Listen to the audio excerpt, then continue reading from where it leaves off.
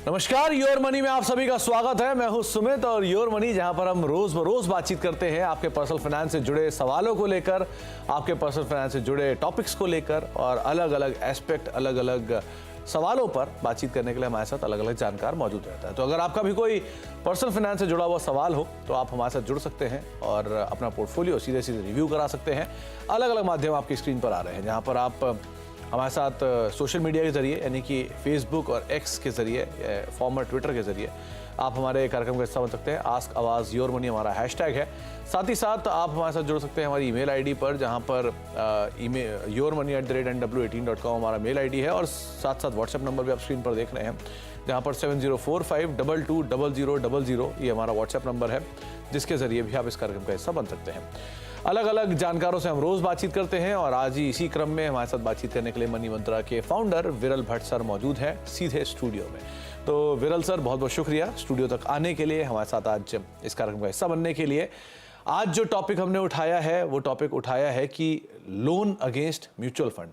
आपने loan against gold सुना होगा, लोन अगेंस्ट हाउस सुना होगा, लोन अगेंस्ट प्रॉपर्टी सुना होगा, तो ये सब तो रहते ही हैं, लेकिन लोन अगेंस्ट म्यूचुअल फंड भी होता है। अब ये नया टॉपिक है, इंटरेस्टिंग टॉपिक है, तो हमने विरल सर को रिक्वेस्ट किया कि वही इसके ऊपर अपनी नॉलेज शेयर करें। विरल सर, सबसे पहले लोन अगेंस्ट म्यूचुअल फंड, ये है टॉपिक पुराना, लेकिन सुनने में ज़्यादा आता नहीं है, इसका चलन कम होता है। तो म्यूचुअल फंड खुद इतनी बड़ी फील्ड है कि आपके पास डेट बेस्ड फंड होते हैं, इक्विटी बेस्ड फंड होते हैं, फ्लेक्सी फंड्स होते हैं, मल्टी कैप फंड्स होते हैं, और आपकी एसआईपी भी होती है। कुछ लोगों के एक मुश्त पैसा भी डाला होता है। तो अलग अलग तरीके से म्यूचुअल फंड के ही हैं। सो अगर कोई नया निवेशक या कोई निवेशक जिसकी म्यूचुअल फंड की एसआईपी चल रही है या कोई फंड है उसके पास, तो क्या लोन ले सकता है, कितना % ले सकता है, क्या उसकी एलिजिबिलिटी है, लेना चाहिए नहीं लेना चाहिए, ये सब बातें आप ही बताओ। शुक्रिया सुमित जी शो में बुलाने के लिए, और हम इन पर्सन बातें कर रहे हैं आज। ये काफ़ी इंटरेस्टिंग टॉपिक है, जैसे आपने कहा। इंटरेस्टिंग इसके लिए है क्योंकि देखिए, पैसों की ज़रूरत सभी को कहीं ना कहीं आती है, और इमरजेंसी में डेफिनेटली हम सोचते हैं कि हमारा जो निवेश किया हुआ पैसा है, क्यों हम उसको ना तोड़ दे, और जो पैसों की ज़रूरत पड़ी है उसको हम ले और जैसे भी जो भी इमरजेंसी आए उसको मिटिगेट करे वो सिचुएशन को। तो अभी वो केस में जैसे कोई भी इमरजेंसी आ सकती है, मेडिकल इमरजेंसी आ सकती है, या ऐसे कोई फाइनेंशियल गोल्स हो सकते हैं जो एक्सपेक्ट नहीं किए थे बट जल्दी आ गए। तो उसके लिए ये जो लोन अगेंस्ट म्यूचुअल फंड है वो काफ़ी एक अच्छा स्ट्रेटजी हो सकती है अपनाने के लिए। हालांकि हम लोन गोल्ड पे लेते हैं, हम मॉर्गेज करते हैं हमारे घर को, कुछ अगर पैसा हमको ज़रूरत पड़ती है इमरजेंसी के तौर पर, हम शेयर्स को भी प्लेज करते हैं, राइट। इंश्योरेंस में भी LICs में या प्राइवेट कंपनी के कोई इंश्योरेंस प्रोडक्ट्स पे भी हमको लोन मिलता है। बट ये म्यूचुअल फंड में भी लोन मिलना आसान हो गया है अभी आज के दिन में। वैसे देखने जाए तो बैंक्स जो है वो काफ़ी सालों से ये जो ऑप्शन है, ये जो फैसिलिटी है वो प्रोवाइड करती थी, बट आज डिजिटल एरा में हम जी रहे हैं, वहाँ पे लिटरली 3 घंटे से लेकर मैक्सिमम 2 दिन के अंदर हमको लोन मिल सकता है हमारे म्यूचुअल फंड इन्वेस्टमेंट्स पे। तो अब हर जगह के लोन में एक ब्याज सबसे इंपॉर्टेंट फैक्टर होता है।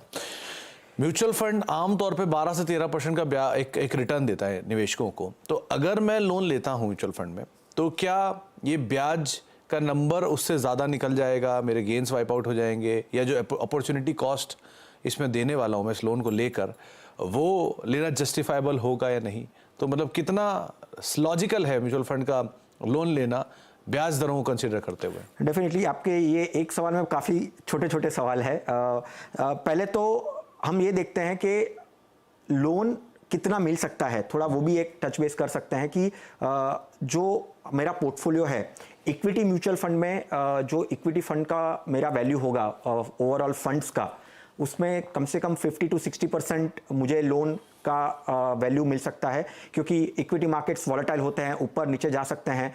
तो कोई भी बैंक NBFC रिस्क लेता नहीं है, तो वो 50-60% का वैल्यू जो रहता है आपके ओवरऑल इन्वेस्टमेंट पोर्टफोलियो का, उसके ऊपर इक्विटी के 50% से 60% मिल सकता है।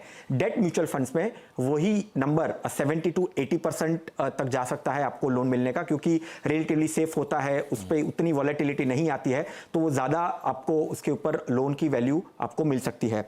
हालांकि जो सुमित जी आपका क्वेश्चन था कि इंटरेस्ट रेट, अभी जैसे हमने कहा शुरू में कि इमरजेंसी के तौर पर हमको पैसे की ज़रूरत पड़ती है, तो हम बहुत सारे ऐसे इंस्ट्रूमेंट मैंने बताए जहां पे हम लोन लेने की सोचते हैं उसको गिरवी रखकर।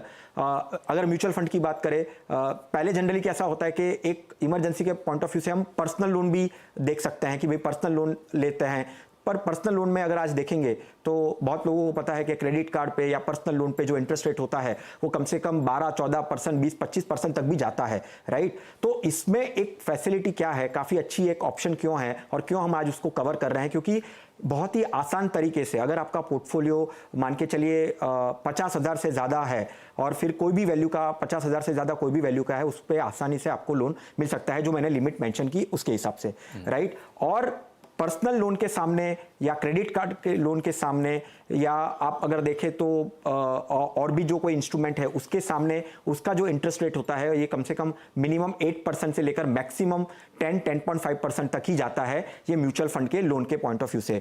बैंकों की बात करें तो बैंकों के सबके अपने अपने अलग अलग रेट्स होते हैं, पर बैंक से लोन लेना म्यूचुअल फंड पे वो थोड़ा सा टीडीएस प्रोसेस है, फिजिकल प्रोसेस है, आपको बैंक में जाना पड़ता है और लोन के लिए अप्लाई करना पड़ता है। बट जैसे मैंने कहा कि एनबीएफसीज डिजिटल एरा में आपको फिनटेक प्लेटफॉर्म के जरिए भी आपको लोन प्राप्त करवाती है और काफ़ी एफिशिएंट वे में, फास्ट वे में लोन प्राप्त करवाती है। तो मान लीजिए मैं अभी यहाँ आपके साथ में बैठा हूँ और मुझे अपने लोन मुझे चाहिए और मेरे पास म्यूचुअल फंड का पोर्टफोलियो है, तो क्या मैं यहाँ बैठे बैठे इस लोन को अप्लाई कर सकता हूँ? डेफिनेटली आपको कुछ प्लेटफॉर्म्स के मैं नाम यहाँ पे जस्ट बताने का ये करूँगा, रिक्वेस्ट करूँगा कि मैं नाम ले रहा हूँ।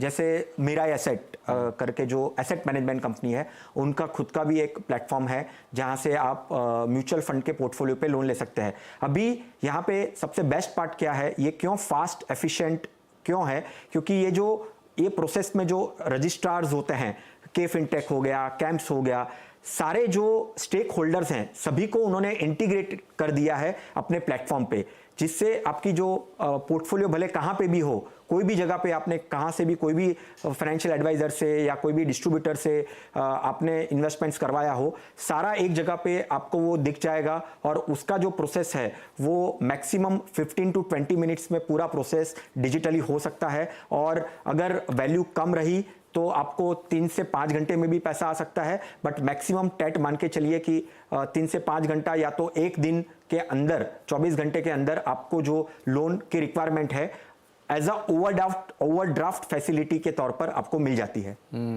चलिए, तो बहुत सारी बेसिक डिटेल आपको लोन अगेंस्ट म्यूचुअल फंड के आपको मिल भी गई हैं। आगे भी हम विरल सर से इसके ऊपर और बातचीत करेंगे अगले सेगमेंट में भी, लेकिन पहले अब कुछ सवालों पर बातचीत कर लेते हैं।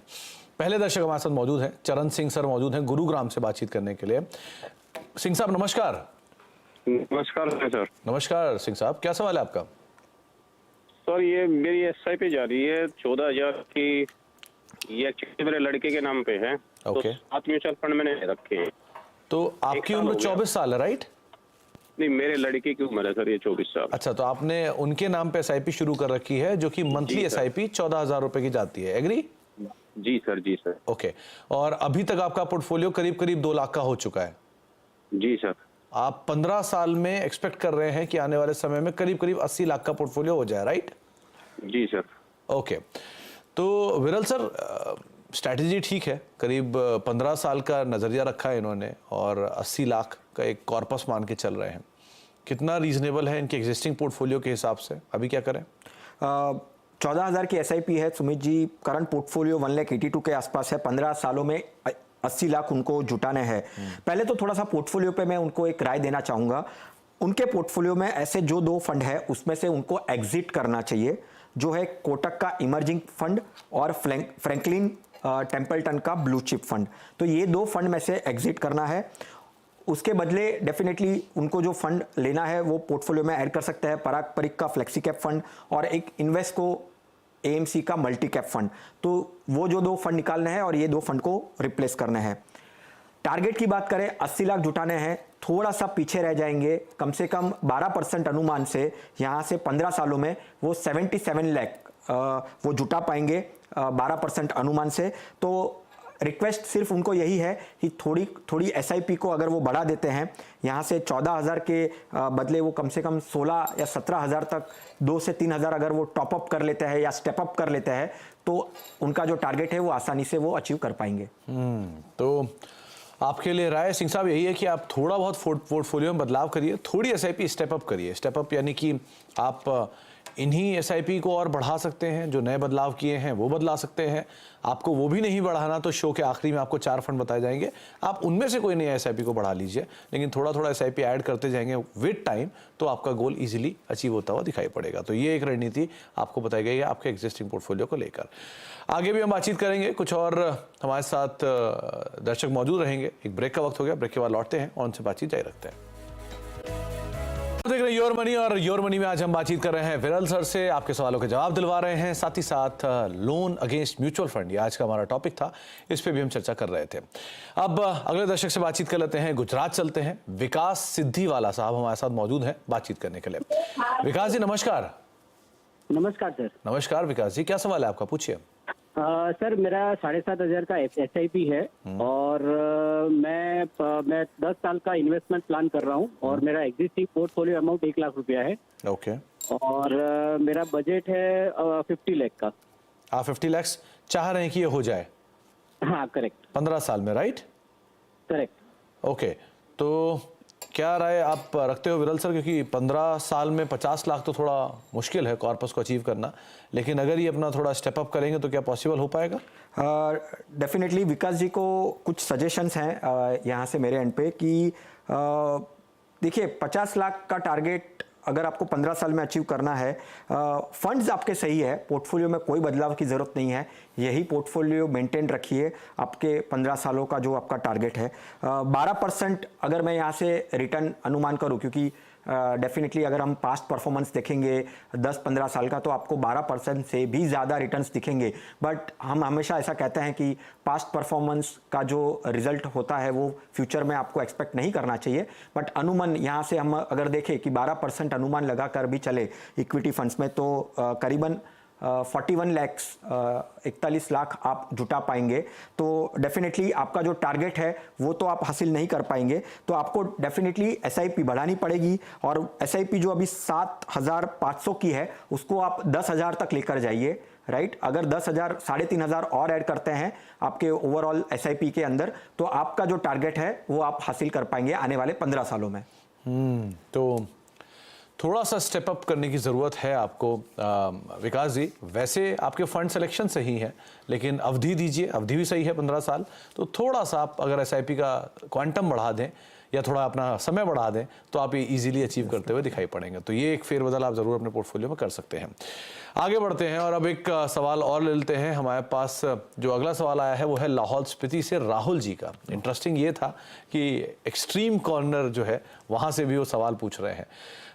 मेल के जरिए सवाल हमारे पास आया है राहुल जी का। उनकी उम्र 32 साल है, 12,000 रुपये की एसआईपी कर रहे हैं, 10 साल के लिए वो निवेश करना चाहते हैं, तो किन फंड्स में निवेश करें, ये वो एक राय मांग रहे हैं। तो विरल सर 10 साल के लिए पहली चीज़ तो क्या ये उचित है, क्योंकि उनकी उम्र अगर देखें तो 32 साल है, वो और थोड़ा सा समय दे सकते हैं, यहाँ पे अपनी एक्सटेंशन ले सकते हैं 10 से 15 साल। डेफिनेटली 10 साल एक फेज, एक टारगेट रखिए, 15 साल का एक टारगेट रखिए, 20 साल का टारगेट रखिए। मल्टीपल फाइनेंशियल गोल आते हैं लाइफ स्टेज के अंदर, तो एक पर्टिकुलर शायद से अभी आपके दिमाग में ऐसा हो सकता है कि आप रिस्ट्रिक्टेड हो कि मुझे 10 साल तक ही करना है, आपके दिमाग में भी कोई ऐसा एक टारगेट होगा कि भाई मुझे इतना अचीव करना है।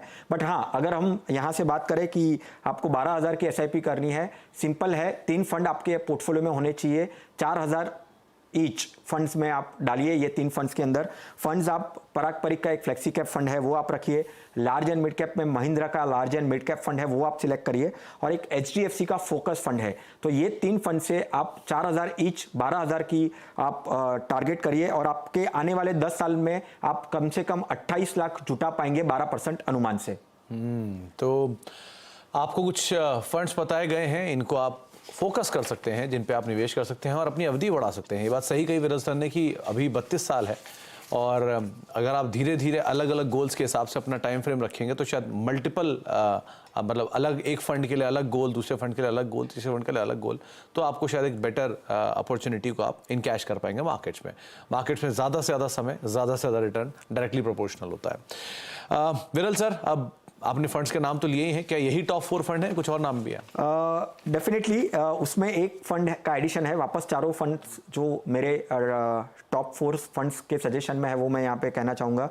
महिंद्रा का large and mid cap space, जो large and mid cap space होता है उसमें महिंद्रा का large and mid cap, HDFC का फोकस 20, 25, 30 स्टॉक्स का ही पोर्टफोलियो होता है, काफ़ी फोकस्ड पोर्टफोलियो रहता है एचडीएफसी का फोकस फंड, कैनारा रोबेको का फ्लेक्सी कैप कैटेगरी में आप देख सकते हैं, और टाटा का multi asset fund hybrid category है। 3 से 5 साल की अवधि के लिए अगर निवेश करना है तो टाटा का मल्टी एसेट जो gold, equity, debt, real estate सभी में निवेश करता है। तो 4 नाम आपकी स्क्रीन पर, Mahindra large and mid cap focused 30 fund, Canara Robeco flexi cap fund और टाटा मल्टी एसेट फंड। आप एक इंटरेस्टिंग बात आपको इन 4 फंड में भी और बता दूं कि विरल सर ने कोई भी ऐसा फंड नहीं चुना जो एक सेगमेंट में निवेश करता है, यानी कि मिड कैप में या स्मॉल कैप में। उन्होंने फ्लेक्सी इसीलिए चुना है ताकि बाजार में जिस तरह का उतार चढ़ाव आता है और मिड कैप स्मॉल कैप में अगर हैवी सेल ऑफ भी आए तो वो फंड आपको एटलीस्ट सेफ गार्ड करते हैं, तो इसलिए उन्होंने मल्टीपल कैप वाले जो फंड्स हैं उनका चुनाव किया है। हर बार की तरह बहुत बहुत शुक्रिया विरल सर हमारे साथ मौजूद रहने के लिए और ऑफिस आने के लिए, यानी कि हमारे दफ्तर आने के लिए, स्टूडियो आने के लिए और दर्शकों के सवालों के जवाब देने के लिए। तो फिलहाल अब योर मनी को यहीं समेटेंगे और आगे भी आप लोगों से बातचीत या खबरों का सिलसिला बना रहेगा।